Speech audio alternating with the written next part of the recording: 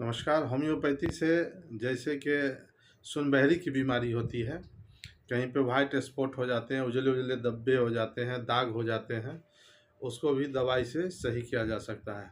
और बहुत सारे ऐसे पेशेंट हैं जिनको जो है गैंग्रीन हो जाता है, पैर के अंदर उँगली में कहीं भी ज़ख्म हो जाता है और वो जल्दी नहीं सही होता है। तो गैंग्रीन के लिए होम्योपैथी में काफ़ी कारगर दवाई है।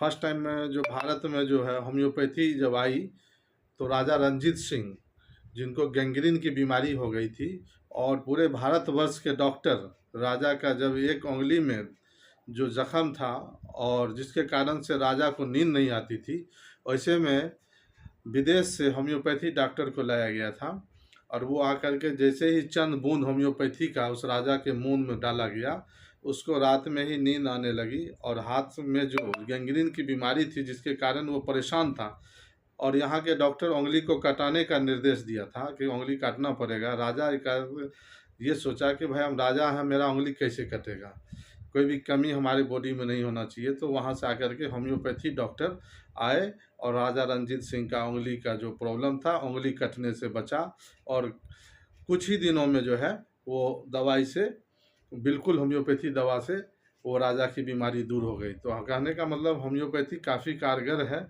और तब से पूरे भारतवर्ष में वो राजा जो है उस होम्योपैथी डॉक्टर को विदेश नहीं जाने दिया, भारत में ही रख लिया। और वो डॉक्टर जो है पूरे भारत के जितने भी राजा के अंदर प्रजा थे, सबका वो होम्योपैथी से इलाज करने लगे। तो होम्योपैथी ऐसे ही जन जन और पूरे भारत में फैला। बहुत बहुत धन्यवाद।